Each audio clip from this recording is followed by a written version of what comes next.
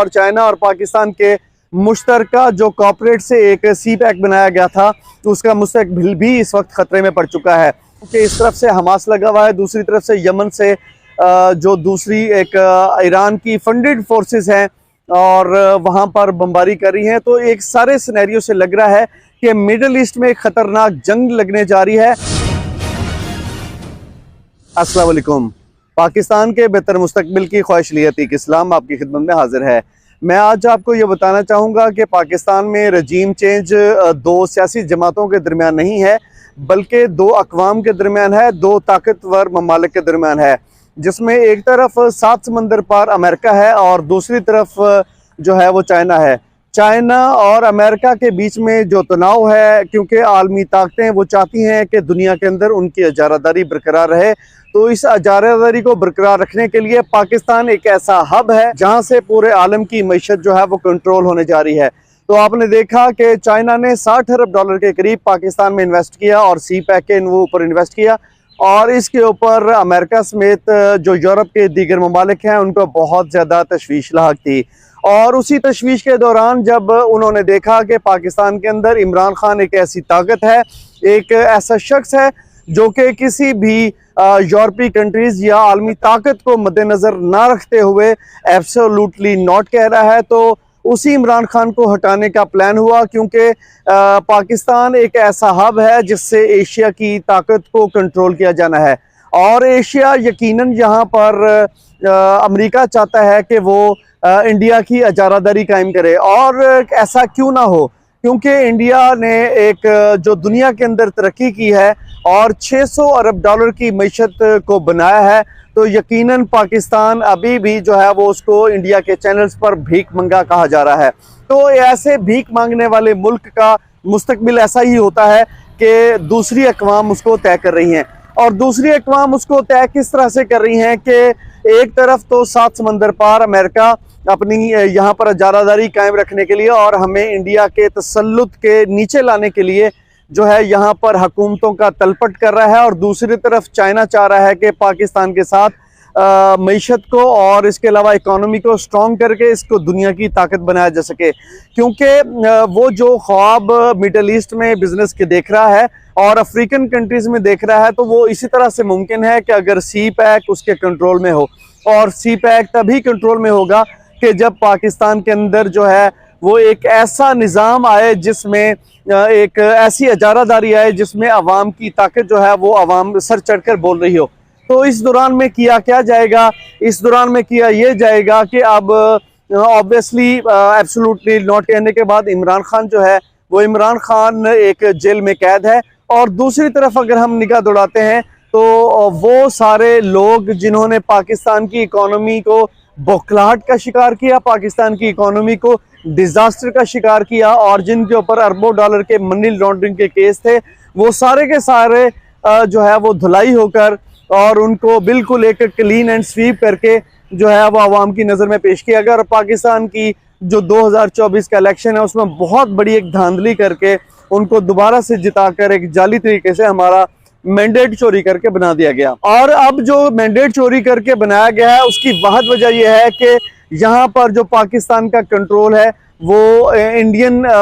Economy के under दे दिया जाए। क्योंकि यहाँ से अगर इमरान खान दोबारा से इलेक्ट होकर पाकिस्तानी अवाम की तर्जमानी करता है, तो यकीनन जो है वो उसमें से यूरोप की जो बादशाह आता है वो ख़तरे में पड़ रही है। यकीनन यहाँ से चाइना के बिज़नेस का वो आगाज़ होगा जो कि पहले कभी ना हो सका। लेकिन इस वक्त जो अमरीकी कश्ती में सवार होकर लॉबिंग यहाँ पर की गई है, जो लोग यहाँ पर मुसल्लत किए गए हैं, वो लोग यहाँ पर आकर पाकिस्तान की इकोनॉमी को न सिर्फ धचका पहुँचा रहे हैं बल्कि चाइना की इकोनॉमी को धचका पहुँचा रहे हैं। और चाइना और पाकिस्तान के मुश्तरका जो कॉर्पोरेट से एक सी पैक बनाया गया था, तो उसका मुस्तकबिल भी इस वक्त ख़तरे में पड़ चुका है।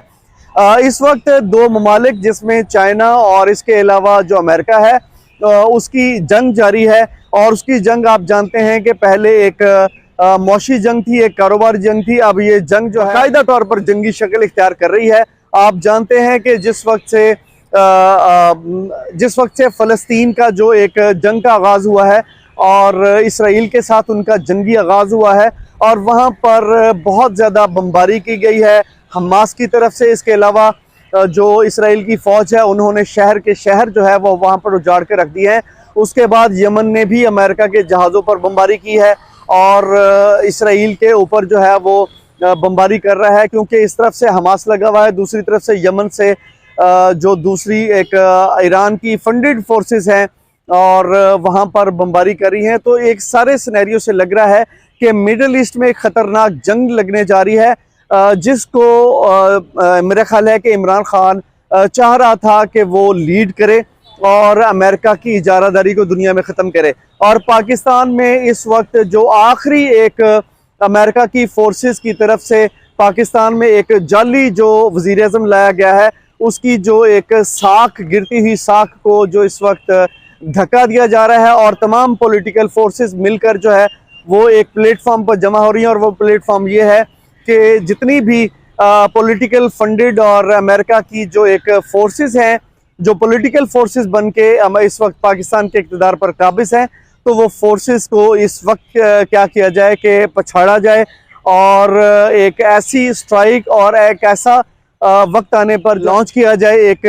ऐसा लॉन्ग मार्च के दुनिया देखती रह जाए और उसके नतीजे में अमेरिकन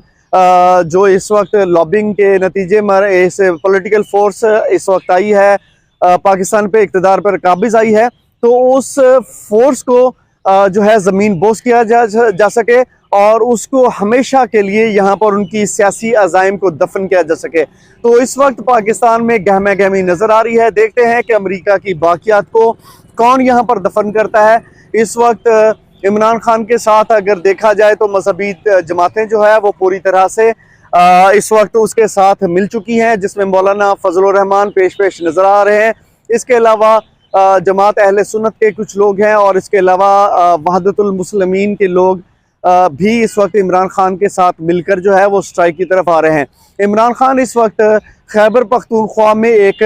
पॉलिटिकल फोर्स के साथ 2/3 मेजॉरिटी के साथ अपनी हुकूमत बनाने में कामयाब हो चुके हैं और उनका कहना यह है कि पाकिस्तान की कौमी असम्बली के अंदर बहुत जल्द स्कोर पूरा करके वो अमेरिका की हुकूमत का यहाँ पर बहुत जल्द खात्मा कर देंगे, जिसके लिए वो अडयाला जेल से बैठकर एक